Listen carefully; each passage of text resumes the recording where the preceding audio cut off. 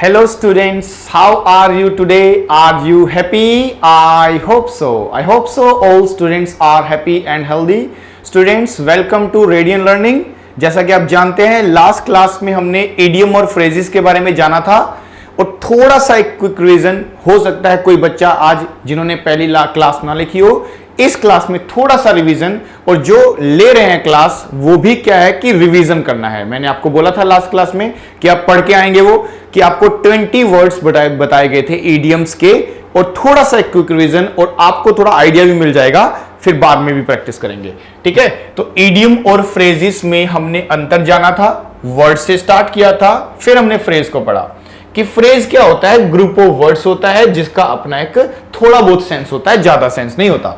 फिर आपने देखा फ्रेज और इडियम्स में अंतर क्या है कि दोनों ही तो ग्रुप ऑफ वर्ड्स हैं, दोनों ही ग्रुप ऑफ वर्ड्स हैं, इसमें कोई डाउट नहीं है कि दोनों ग्रुप ऑफ वर्ड्स होते हैं, पर एक फ्रेज का लिटरल मीनिंग होता है जबकि इडियम्स का लिटरल मीनिंग नहीं होता, शब्दों का अर्थ नहीं निकलता है। ठीक है, इसको प्रूव करने के लिए एग्जांपल दिया था कि कैट्स एंड डॉग्स का मतलब यहां पर क्या बन रहा है। देखो, कैट्स एंड डॉग का मतलब यहां कैट का मतलब कैट, डॉग का मतलब, तो ये फ्रेज है। यहां कैट एंड डॉग का मतलब बन रहा है हैवीली, एक इडियम है, इसको भी याद कर लेना, हैवीली, तो इसका मतलब ये एक इडियम है और आप इसको मानेंगे इडियम लिटरल मीनिंग नहीं है। तो पहला idiom by hook by crook का मतलब क्या था कि जब कोई काम हम पूरी हर तरह से करते हैं, ठीक है ना, किसी काम को किसी भी लेवल पे करना, पैसे देके करना, पैसे नहीं देके करना, लाभ से करना, हानि से करना, किसी भी तरह से करना, अच्छे काम से बुरे काम से, तो उस रिस्पेक्ट में क्या लिखा जाता है, बाय हुक और crook. Read between the line, कि जब किसी कॉन्टेक्स्ट को आप ध्यान से देखते हो, उसके अंदर का मीनिंग जानना चाहते हो, to try to understand the hidden meaning, ये ध्यान रखना। फिर हमने पढ़ा एंड ओल्ड फ्लेम, पुराना प्यार, प्यार से याद आएगा ओल्ड रिलेशनशिप और farmer lover. Cut both ways, cut both ways का मतलब क्या सीखा हमने कि हम कट बोथ वेज का मतलब एक ही टाइम पर जब आपको लाभ भी होता है और हानि भी होती है, तो टू हैव गुड और bad effect at the same time. Piece of cake का मतलब एक आसान काम हो गया, खाना उसको आसान होता है इसलिए। फुल ऑफ बीन्स का मतलब बीन से भरे हुआ, तो बीन्स मतलब सेम, एनर्जी मिलती है, फुल ऑफ एनर्जी इसका मीनिंग बनता है। ठीक है, बेस्ट बोथ वर्ल्ड्स, वर्ल्ड का मतलब यहां हाथ होता है, दोनों हाथ अगर आपके पे लड्डू है, अच्छी कंडीशन में हो, आपके लिए एक आइडियल सिचुएशन है, तो क्या बोल दिया जाता है, best both world. A fish out of water का मतलब इन अ ट्रबल कंडीशन, बुरी हालात में हो, ठीक है, असहनीय कंडीशन है आपकी, तब आप इसको यूज करते हो। फिर उसके बाद है break the ice, ice break करती है, आइस जब जाती है ड्रिंक में तो क्या होता है, सबकी चुप्पी टूट जाती है, स्टार्ट हो जाती है कॉन्वर्सेशन, बातचीत शुरू हो जाती है। ठीक है, फिर आता है आगे नेक्स्ट, रेड लेटर डे, एक इंपॉर्टेंट डे। रेड लेटर जब भी आपने लिखा होगा वो आपके लिए एक इंपॉर्टेंट डे हुआ होगा, एक स्पेशल डे हुआ होगा आपका। बेगर डिस्क्रिप्शन को नहीं डिस्क्राइब किया जा सकता, can not be described. Blind date पहली मीटिंग को बोलते हैं जब हम पहली बार किसी से मिलते हैं। और आता है ब्लू बुक का मतलब गवर्नमेंट की report. Burn a hole in the pocket, pocket में होल हुआ है, बर्न कर रहे हो पैसों को, आप जल्दी जल्दी पैसों को खर्च कर रहे हो। To add fuel to fire का मतलब आग में घी डालने से रिलेटेड होता है। और आर्म चेयर का मतलब आराम की चेयर, जॉब जो है, सैलरी वाली जॉब, कंफर्ट वाली जॉब को बोलते हैं। एट अ लॉस का मतलब जब कोई लॉस में हो तो कुछ नहीं डिसाइड कर पाता, don't know what to do, क्या करना है नहीं पता। ठीक है, उसके बाद है eight a pinch, eight a pinch का मतलब पिंच कब करते हो, चूटी कब मारते हो, जब कोई प्रॉब्लम में फंसने वाला होता है, तो क्या है, in a trouble, in a bad situation. यहां तक कर लिया था, अब देखो आगे नेक्स्ट वर्ड लिखा है आपके सामने, देखो बैड ब्लड, बैड ब्लड। तो बैड ब्लड का मतलब क्या हुआ कि बैड ब्लड है, बैड का मतलब बुरा हो गया, बुरा यानी कोई बुरा खून है, कोई व्यक्ति है बुरा। बुरा व्यक्ति आपके लिए कौन होता है, जो आपका दुश्मन होता है, आपके लिए एक तरह से उसकी लड़ाई फाइटिंग हुई है तो आपका दुश्मन बन जाता है। तो बैड ब्लड से याद करना, बुरा खून है, बुरा व्यक्ति है, आपके लिए बुरा क्यों है, क्योंकि आपकी उससे दुश्मनी है। तो एनिमिटी और बिटर रिलेशनशिप, किसी से बिटर रिलेशन है हमारे, एनिमिटी है, दुश्मनी है, खराब रिलेशन है, उसको क्या बोल देते हैं, बैड ब्लड। क्या बोलते हैं, बैड ब्लड। इस तरह से याद रखना है इसको। नेक्स्ट क्या लिखा है देखो, बैग एंड बैगेज, जिसको बोलते हैं बोरी बिस्तरा है, बोरी बिस्तरा। तो बैग एंड बैगेज की बैग को भी पैक कर लो, बैगेज को भी पैक कर लो। भाई बैग तो पैक करोगे ही, बैगेज का मतलब है आपसे रिलेटेड जितना सामान है सब पैक कर लो। कहीं जाते हो तो यही करते हो ना, बैग तो पैक करते ही हो, साथ में बैगेज कौन करेगा पैक। बैगेज का मतलब है कि आपकी वॉच हो सकती है, आपकी बुक हो सकती है, आपसे रिलेटेड जितनी भी चीजें हैं सबको पैक कर लो। तो क्या है, विद ऑल बिलोंगिंग्स। क्या मतलब ना, विद ऑल बिलोंगिंग्स, आपसे संबंधित सारी चीजों को पैक कर लो। बैग एंड बैगेज का मतलब सारी चीजों से संबंधित जो आपसे जुड़ी हुई है, इसको बोलते हैं बैग एंड बैगेज। चलिए, bell the cat, bell the cat. अब आप रूम में अकेले बैठे हो, आपको दिख रही है कैट, आपने क्या किया, बेल ली और उसको मार दी। बेल थी आपके हाथ में, आपने बेल मारा उसको, तो बताओ खतरनाक काम हो गया, क्योंकि रूम के अंदर कैट भी खतरनाक हो जाती है, आपके लिए खतरा पैदा हो जाएगा। कैट को कभी बेल मत मारना, ठीक है। तो याद रखना, taking first step at personal risk. नहीं जा रही थी ना वो कैट, नहीं जा रही थी, अपने रिस्क पर पहला कदम आपने बढ़ाया और उसको मारा, खतरे में पड़ गए आप। तो खतरे की कंडीशन में बन जाना, taking first step at personal risk, तो मतलब खतरे की कंडीशन को क्या बोल देते हैं, bell the cat, bell the cat, cat को बेल मत मारना, ठीक है। आगे देखो, बिग गन। अरे बिग गन का मतलब देखा होगा, गांव में बहुत बड़ी बड़ी गन लेके चलते हैं कुछ लोग, ठीक है। जो रॉयल फैमिली से होता है उसका बहुत रुतबा होता है, नाम होता है, बड़ी गन लेके चलते हैं वो, बड़ी गन। तो बड़ी गन वाला व्यक्ति समझ रहे हो, एक बहुत बड़े नाम वाला व्यक्ति जिसका एक रुतबा है, तो हम क्या बोल सकते हो, an influential person, an influential person, यानी एक पूरा का पूरा ग्रेसफुल पर्सन, जिसका बड़ा नाम हो। बड़े नाम वाला व्यक्ति क्या हो जाता है, एक बिग गन व्यक्ति है, वो बड़ी गन है उसके पास, इसलिए उसका बड़ा नाम है, तो ये इसका मीनिंग बन जाता है। आगे देखो, बोजम फ्रेंड लिखा हुआ है, बोजम फ्रेंड। अब बोजम फ्रेंड का मतलब क्या, बहुत सारे फ्रेंड्स तो नहीं है, बोजम फ्रेंड का मतलब होता है जो खास दोस्त होता है, आपका बोजम फ्रेंड है वो, ठीक है। बोजम का मतलब आपका फास्ट फ्रेंड है वो, आपका क्लोज फ्रेंड है, जिसको हम बोल सकते हैं आपका बेस्ट फ्रेंड है वो, जो आपके, जिससे आप अपनी बातें शेयर कर सकते हो, ठीक है। बहुत, बोजम का मतलब बहुत सारी बातें शेयर कर सकते हो। बहुत सारी बातें किससे शेयर करते हो आप लोग, आप अपने फ्रेंड से करते हो जो आपके सबसे क्लोज है। सबसे क्लोज पर्सन को क्या बोलते हैं, bosom friend, fast friend, close friend और बेस्ट फ्रेंड भी बोल सकते हो आप इसको, क्या है, बोजम फ्रेंड, ठीक है। आगे देखिए, ब्राउन स्टडी, ब्राउन स्टडी। अब ब्राउन स्टडी क्या है जी, स्टडी तो नॉर्मल हम सब करते हैं, लेकिन कभी कभी ना बहुत गहराई वाली स्टडी करते हैं हम लोग, बहुत गहराई में स्टडी करते हैं, डेप्थ में जाके बातों को पढ़ते हैं और पूरे डीप थिंकिंग में चले जाते हैं। तो ऐसी study, a state of deep thought, ऐसी स्टडी जो आपको पूरी डीप थॉट में ले जाए, a state of deep thought, जो गहन चिंतन की स्थिति होती है ना, जब हम कुछ ज्यादा सोच रहे होते हैं, उस कंडीशन को, उस हालात को, उस स्टेट को हम क्या बोल देते हैं, ब्राउन स्टडी। ब्राउन स्टडी बोल सकते हो आप उसको, कि a state of deep thought, जब आप कुछ गहरा सोच रहे हो, उस कंडीशन को क्या बोल देते हैं, brown study. Brown study. Normal कैसी स्टडी होती है, नॉर्मल स्टडी। ब्राउन स्टडी का मतलब कुछ अलग बोलना चाह रहा है, जब कोई एक खराब कंडीशन में होता है और कुछ सोच रहा है और गहराई से सोच रहा है, और आप कह सकते हो a state of deep thought, तो उसका एक डीप थॉट का स्टेट है, एक डीप थॉट का उसका क्या है, सिचुएशन पे हो गया है। इसीलिए आगे देखते हैं, नेक्स्ट लिखा है bye fits and starts, bye fits and starts. इसको देखो हम कैसे याद कर सकते हैं, बाय फिट्स एंड स्टार्ट्स लिखा हुआ है। देखो, अब बाय फिट्स का मतलब है, कुछ लोग जैसे प्लेयर्स होते हैं, कभी फिट हो जाते हैं, फिर से खेलना शुरू कर देते हैं, फिर डाउन, फिर फिट हुए, फिर खेलना स्टार्ट किया। यानी बाय फिट्स का मतलब जो बार बार फिट होता है और बार बार स्टार्ट करता है, ऐसे इसका मतलब क्या है कि वो रेगुलर नहीं है, वो इरेगुलर है। तो आप ध्यान रखना, बाय फिट्स एंड स्टार्ट्स का मतलब है जो बार बार फिट होगा और बार बार स्टार्ट करेगा खेलना।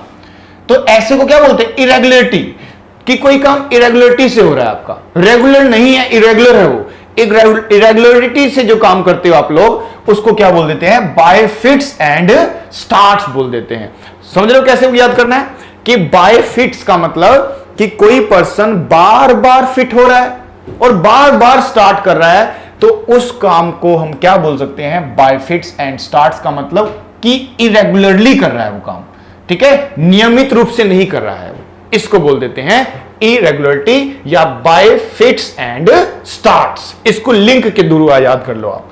आगे देखो, castles in the air, castles in the air. अब महल बना रहा है कोई, हवाई किले बना रहा है, ये तो आपने सुना होगा, एक आम कहावत होती थी, कास्टल्स मतलब महल बना रहा है इन द एयर, हवा में महल बना रहा है। बताओ पॉसिबल है कि हवा में महल बनाए कोई?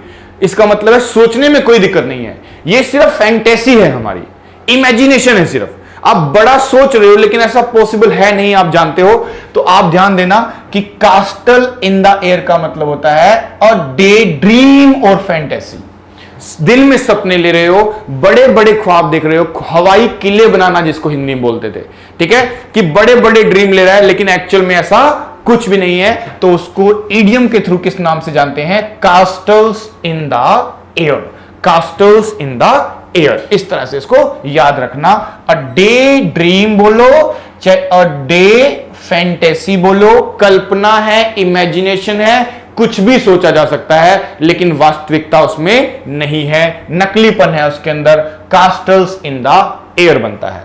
आगे देखते हैं। अब ये देखो एक छोटा सा क्वेश्चन आ गया बीच में, क्या लिखा है देखो, we thought that the train would be late but it arrived exactly dash time. याद आया कुछ टाइम के बारे में? अगर याद आया तो देखो आपने कुछ टाइम के बारे में पढ़ा होगा। आपको टाइम के बारे में मैंने बोला था कि अगर टाइम लिखा होता है ना जब भी, तो अब कभी कभी देखो टाइम को ना तीन तरह से लिखा जा सकता है, तीन तरह से। एक क्या होता है कि आप टाइम लिखते हैं, टाइम को हम कितने तरीके से लिख सकते हैं जरा देख लो एक बार। अब देखो, एक तरीका है कि ना आप ऑन टाइम यूज कर लो, एक तरीका है आप इन टाइम यूज कर लो, और एक तरीका है एट लगा दो।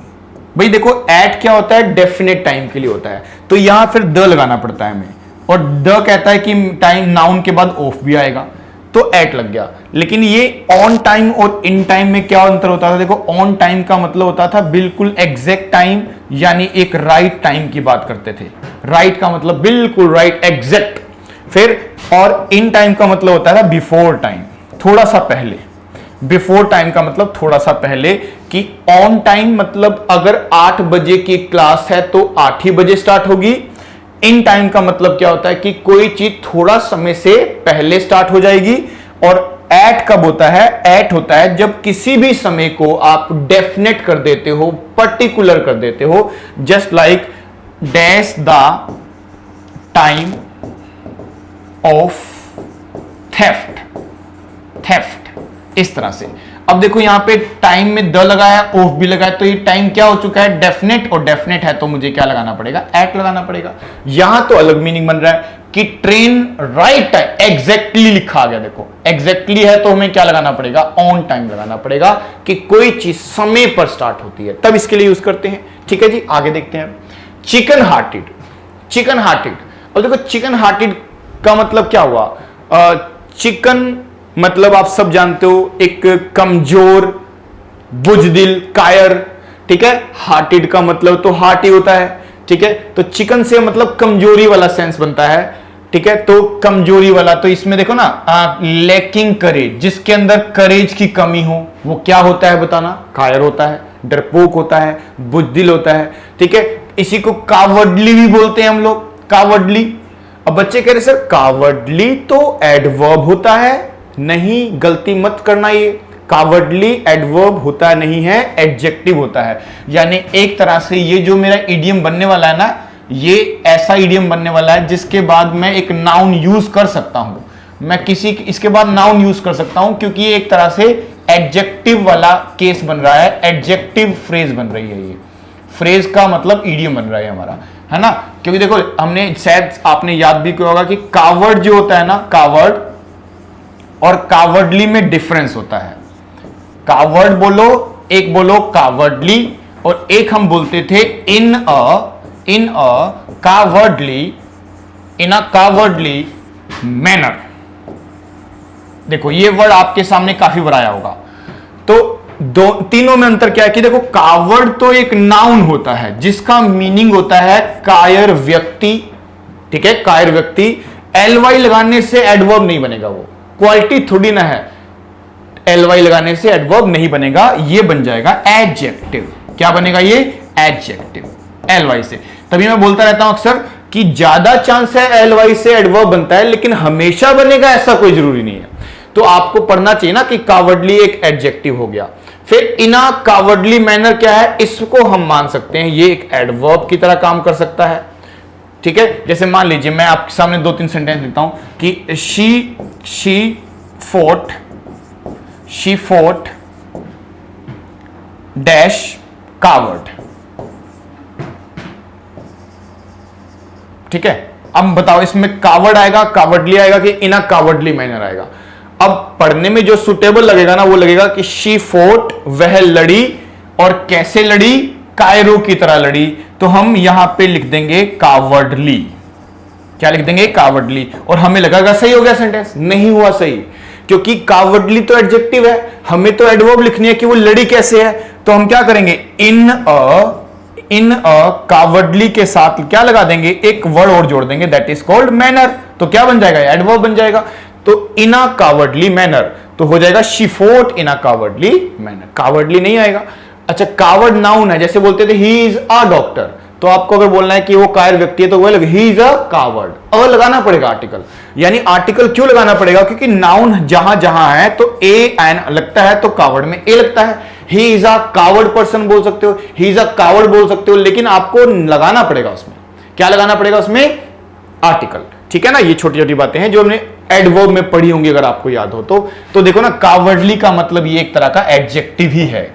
इनका मतलब क्या बना? हिंदी में इनका मतलब बनता है कायर।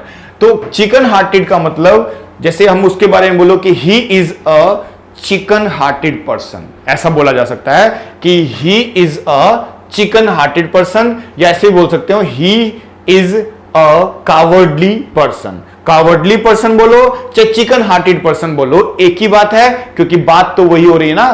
कायर का मतलब चिकन हार्टेड। चिकन हार्टेड किसको बोलेंगे? जिसका कमजोर दिल है, बुज़दिल है, डरपोक है, ठीक है जी। आगे ध्यान दे, आगे क्या है? क्रॉसवर्ड। अब देखो स्वॉर्ड का मतलब सब जानते हैं, तलवार को बोलते हैं, कटलास भी बोलते हैं, स्वॉर्ड होता है। तो कटलास हो गया, स्वॉर्ड हो गया, इनका मतलब क्या होता है? इनका मतलब होता है तलवार। और आप देखते हैं कि तलवार कईयों के घर में पड़ी लगी होती है, पुराने इस तरह से लगी होती है, क्रॉस का साइन करके, ठीक है, इस तरह से लगी होती है। तो ये एक सीन बनता है, ये दिखाता है कि वो कितने लड़ते होंगे लोगों से, बहादुरी का इंडिकेशन दिखाते हैं कि वो लड़ते होंगे। और इसका मतलब भी क्या होता है? फाइट होता है। देखो, तो क्वार्ल बोलो चाहे फाइट बोलो, क्रॉसवर्ड का मतलब किससे रिलेटेड बन जाता है? हमारी फाइट से रिलेटेड बन जाता है, लड़ने से रिलेटेड बन जाता है। क्रॉसवर्ड कौन रखता है? जो हमेशा लड़ता है। आपने देखा होगा गांव में ऐसा होता था कि बाहरी रूम के बाहर या बरामदे में 2 तलवार इस तरह से क्रॉस का साइन करके टंगी होती थी, तो उनसे पता चलता है कि वो कितना लड़ते होंगे। लड़ने का साइन आता है स्वॉर्ड से, लड़ाई झगड़े का, इसीलिए इसका मीनिंग क्या बन जाता है? टू फाइट इसका मीनिंग बन जाता है। ओके, नेक्स्ट देखो, क्राई ओवर स्पिल्ड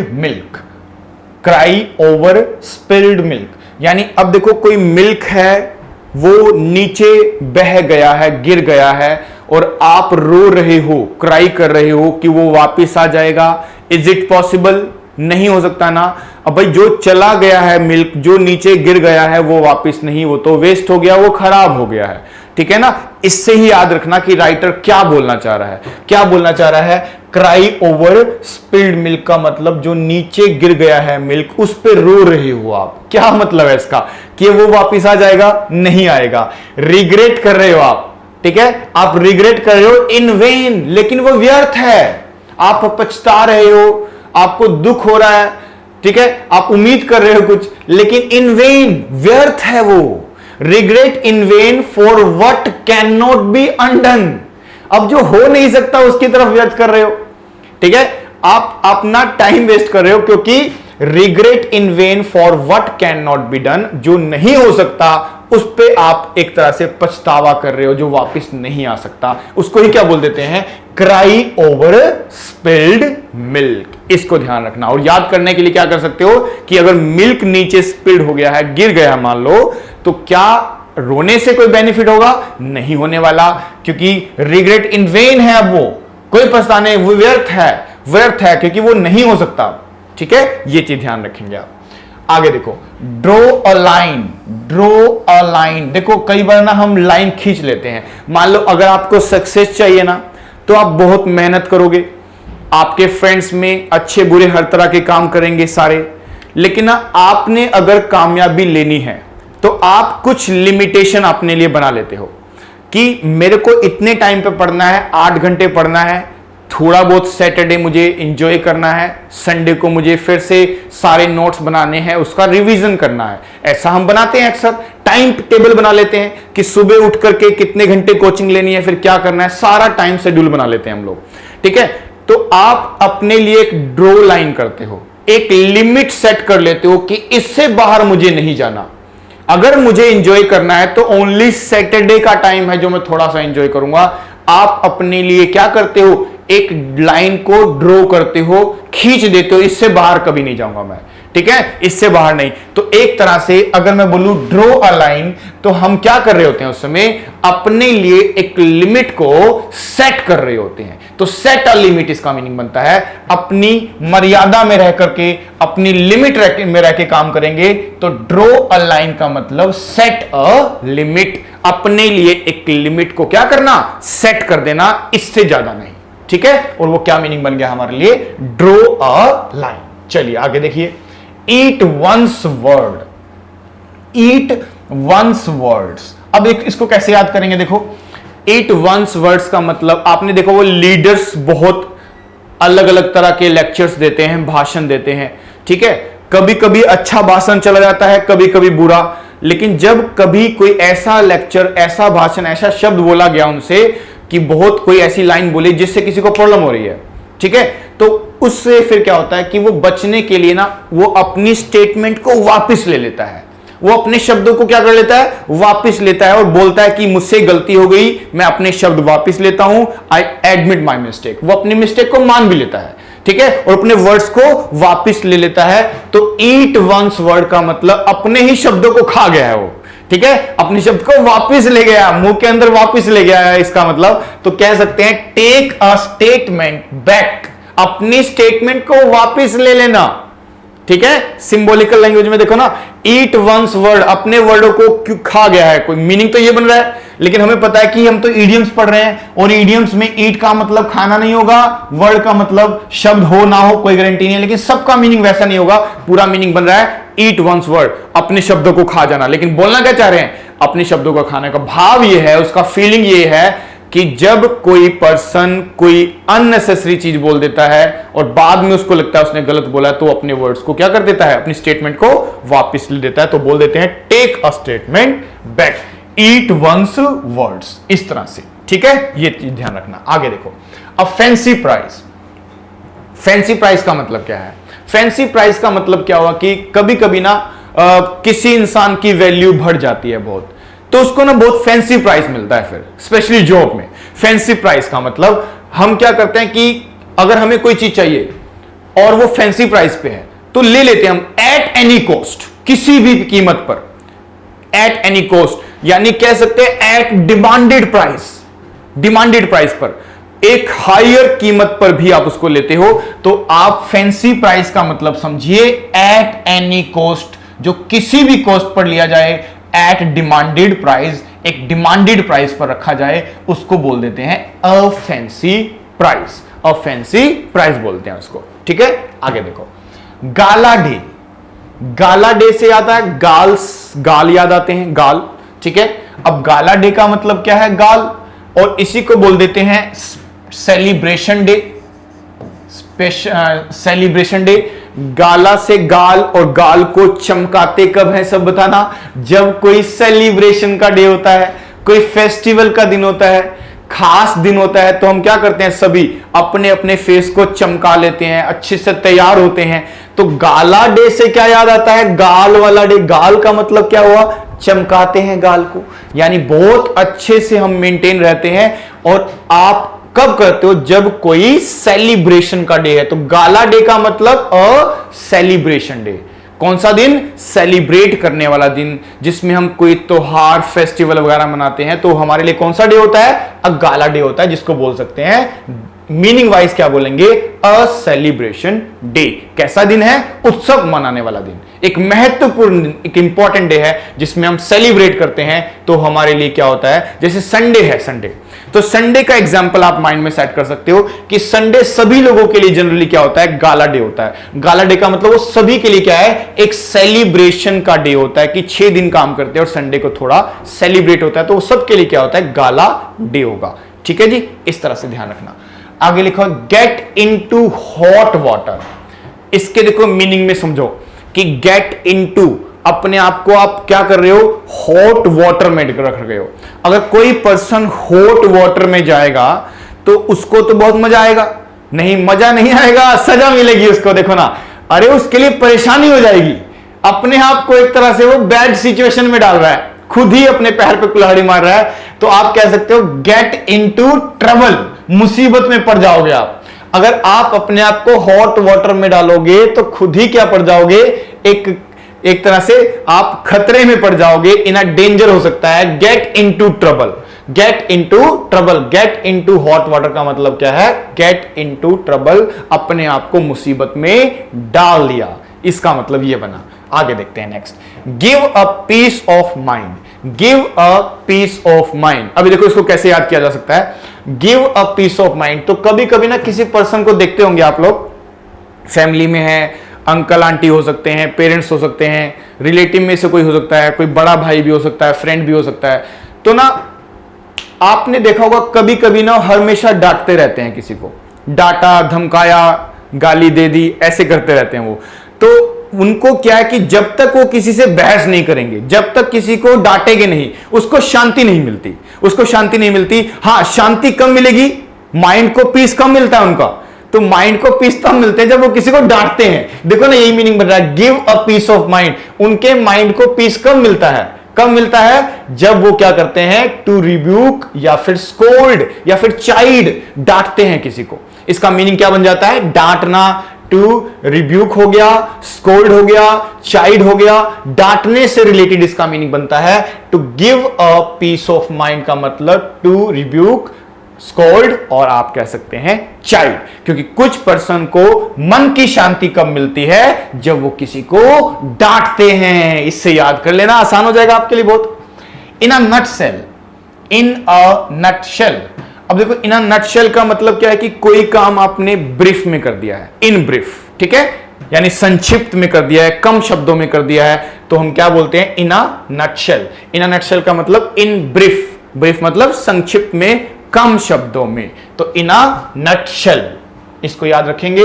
नेक्स्ट है इन्स एंड आउट्स। इन्स का मतलब अंदर से, आउट का मतलब बाहर से, ठीक है। अब देखो दोनों में कंपैरिजन करना, इन अ नटशेल है ये, तो इन अ नटशेल। अब नट का मतलब छोटे छोटे नट्स होते हैं, ठीक है, तो कम शब्दों की बात हो रही है यहां पे, इन अ नटशेल्स। लेकिन अगर मैं बात करता हूं इन्स एंड आउट्स, ऊपर और अंदर, यानी अंदर से भी और बाहर से भी। तो कोई चीज अगर कोई समझा रहा है आपको अंदर से भी और बाहर से भी, तो इन्स एंड आउट्स का मतलब वो आपको पूरी डिटेल में समझा रहा है, फुल डिटेल में, इन डिटेल्स में। तो आप कह सकते हो फुल डिटेल। फुल डिटेल को क्या बोलते हैं, इन्स एंड आउट्स, अंदर से भी बाहर से भी। इन्स एंड आउट से याद आ जाता है फुल डिटेल में, कि कोई काम फुल डिटेल में हुआ। इस तरह से आप इसको याद कर सकते हो, ठीक है जी। आगे देखिए हम नेक्स्ट, आप बताओ फटाफट से इसका क्या करोगे, जल्दी से आंसर आना चाहिए आपका। I will avail this golden opportunity, अगर लिखा हुआ आपके सामने तो सोचो जरा कि आप क्या आंसर देते हैं इसका। हाँ, आपने शायद से बहुत अच्छे से पढ़ लिया होगा इस वर्ब को, क्योंकि आपने इस वर्ब के बारे में 2 बातें ध्यान रखी है। क्या, एक अवेल की, एक ये अपने साथ क्या रखता है हमेशा, रिफ्लेक्सिव वर्ड। इंपॉर्टेंट है, इसीलिए जरूरी है पढ़ना। रिफ्लेक्सिव वर्ड रखता है अपने साथ। रिफ्लेक्सिव मतलब आई का क्या होता है माई सेल्फ, शी का हर सेल्फ, यू का योर सेल्फ, दे का देम सेल्फ्स, और आप ध्यान देना उसके बाद एक प्रेपोजिशन ऑफ लगाना जरूरी है। क्या लगाना जरूरी है? Both condition must be satisfied while using avail verb. ये वर्ब है अवेल आपका। क्या है जी? ये अवेल है। फिर उसके बाद क्या हमें रिफ्लेक्सिव वर्ड चाहिए? जी हां चाहिए। अकेला ऑफ गलत, सिंग डबल एफ बिल्कुल गलत, ऑफ माई सेल्फ या माई सेल्फ ऑफ, ये बहुत सारे बच्चे पूछते हैं मुझसे, क्लासेस में बहुत पूछते हैं कि सर पहले ऑफ के पहले रिफ्लेक्सिव, तो याद रखना पहले रिफ्लेक्सिव फिर ऑफ। तो यहां अवेल के साथ आई के अकॉर्डिंग क्या आना चाहिए? माई सेल्फ फिर ऑफ, तो आपका आंसर डी होगा। इस तरह से चलना पड़ेगा आपको, ठीक है ना ये बातें। तो देखो आज की क्लास में 20 इडियम्स फिर से हमने पढ़े, तो टोटल हमारे कितने हो गए? 40 वर्ड्स पढ़ लिए हमने, ठीक है। तो एक फटाफट से क्विक रिवीजन करते हैं और आपसे पूछता हूं थोड़ी बातें बीच बीच में। कैसे देखो कैसे याद किया उसका एक मैं आपसे क्लू जरूर पूछूंगा, आपने किस मेथड से उसको याद किया, कैसे आपने इसको माइंड में सेट। देखो माइंड में कैसे सेट करोगे वो बहुत इंपॉर्टेंट है। इडियम्स बुक में लिखे हैं आप, मैं जानता हूं आप याद करते भी हो, लेकिन प्रॉब्लम क्या है कि भूल जाते हो। वो भूलो नहीं, इसीलिए थोड़ा वर्डों को इंटरेस्टिंग बनाना बहुत जरूरी है। आप कभी भी वर्ड को पढ़ोगे ना तो दो मेथड से पढ़ा जा सकता है। एक होता है आप रूट वर्ड से याद कर लो, कुछ रूट वर्ड्स बने हुए हैं, आप डेली उसको याद करते चले जाओ, आपका वोकैब इंप्रूव होता रहेगा। एक होता है निमोनिक्स। निमोनिक्स का मतलब होता है कि वर्ड को थोड़ा क्रिएटिव तरीके से बनाना, उसकी छोटी सी स्टोरी बना देना, थोड़ा राइम चेंज कर देना, इंटरेस्टिंग बना देना उसको, तो फिर उससे भी याद हो। ये दोनों मेथड बिल्कुल काम करते हैं। अगर ये दोनों मेथड यूज कर लो ना आप, और मैं दोनों मेथड आपको सिखाऊंगा, जैसे हम निमोनिक्स का हेल्प ले रहे हैं कि थोड़ा इमेजिनेशन आपको दिख रहा होगा कि बन रहा है माइंड में, और ये काफी है आपके लिए। आपको जब 4 ऑप्शन दिखेंगे तो आपको तुरंत आंसर आ जाएगा कि जो छोटे छोटे वर्ड्स मैं आपको हिंट देता हूं, ठीक है। अब जरा देखो मैं कुछ वर्ड्स बीच बीच में से पूछूंगा ना, आप बताना इसमें से क्या आपको लिंक बनता है। तो जैसे मैंने बोला अ पीस ऑफ केक, तो इसका एक लिंक क्या बनाया था कि पूरे केक को नहीं खा सकते हैं, लेकिन एक पीस ऑफ केक तो कोई छोटा बच्चा भी खा लेगा। कितना आसान है, छोटे बच्चे का काम है तो, और इसको बोलते ही वेरी इजी टास्क है। फिर आता है आपके सामने अगर मैं बोलता हूं बेस्ट ऑफ बोथ वर्ल्ड्स, दोनों संसार। अब दोनों संसार का मतलब दो हाथ हैं, दो हाथ। अब दोनों हाथ अगर आपके बेस्ट हैं, बेस्ट का मतलब आप इतनी अच्छी कंडीशन में, एक आइडियल कंडीशन में हो, यानी आपके दोनों हाथ में लड्डू है, दोनों हाथ घी में है आपके, तो उस कंडीशन को क्या बोलते थे हम? उसी को तो बोलते थे ना both of, best of both worlds बोलते थे। ये हमने याद करने का तरीका बताया था आपको। फिर देखो, और अगर ब्रेक द आइस का मतलब याद आ रहा है कि ड्रिंक में आइस मिलाते हैं, आइस, और उसको इनटेक करने के बाद सारी कॉन्वर्सेशन स्टार्ट हो जाती है, सबकी अंदर की बातें बाहर निकल जाती हैं सबकी। तो इसको याद कर लिया हमने किस तरह से। ब्रेक द आइस का मतलब to start a conversation. Beggar description से याद आता है कुछ, मैंने बोला कि बेगर की डिस्क्रिप्शन का मतलब इतना उनका बुरा कंडीशन होता है जिसको डिस्क्राइब नहीं किया जा सकता, कैन नॉट बी डिस्क्राइब्ड, ये ध्यान रखना।